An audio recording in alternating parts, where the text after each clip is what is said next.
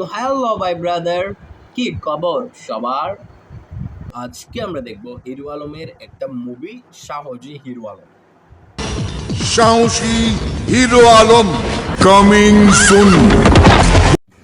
শুরুতেই coming soon, হ্যাঁ এটা অবশ্যই থাকতে হবে, কারণ এটা হচ্ছে বাংলা সিনেমার ঐতিহ্য। হ্যাঁ, শুরুতে তারা আসিতেছে বলতো, কিন্তু বর্তমানে যেহেতু আধুনিক যুগ, তাই তারা কামিং সুন বলতেছে।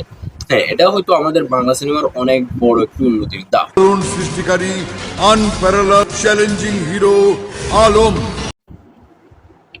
আনপ্যারালাল চ্যালেঞ্জিং হিরো আলম, বাবা যায় এত বড় নাম। আসলে হিরো আলমকে আমরা হালকা ভাবে নিয়েছি, মানে ওনাকে আমরা মানুষই মনে করি না আসলে। তো কিন্তু এটা হচ্ছে আমাদের সবচাইতে বড় ভুল। বর্তমানে আপনি ওনার ইউটিউব চ্যানেল দেখলে দেখতে পারবেন যে ওনার ইউটিউবে 1.99 মিলিয়ন মানে 99 মিলিয়ন সাবস্ক্রাইবার আছে, যা একটা সাধারণ মানুষের পক্ষে করতে অনেক কষ্ট, মানে অনেক মেহনত হয়ে যায়।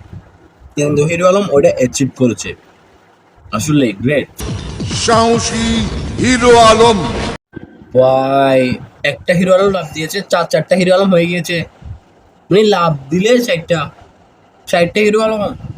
হতে পারি হতে পারি হতে পারি ডাব্বা কুনিটের পাবি আমি তোদের আব্বা। কি বেটা ডায়লগ! নাচতে পারি, নাচাতে পারি, আব্বা ডাব্বা। ভাই আমার হিরো আলমের বুঝতে ভালো লাগে না, যা তা মানে ডায়লগ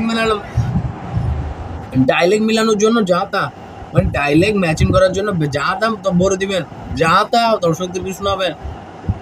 মহিমা যাসনে বাবা যাসনে। আমি না দেখলেও ভাই হাজারটার উপরে বাংলা সিনেমা দেখছি, আর ওই হাজারটাতেই মানে হাজারটার মধ্যে কয়েকটাতে না বেশিরভাগই এই মহিলাটাকে মা হিসেবে দেখেছি। ওনার পুরো ক্যারেক্টারে, মানে পুরো চরিত্রে উনি শুধু কান্না করেন, কান্দেই থাকেন। ওনার মুখে আমি হাসি দেখি নে, কখনো ভাইয়ের জন্য, কখনো ছেলের জন্য, কখনো স্বামীর জন্য শুধু কান্না করেন। কান্না করতে করতে ওনার মুভিটা শেষ হয়ে যায়, ওনার ক্যারেক্টারে চলে যায়।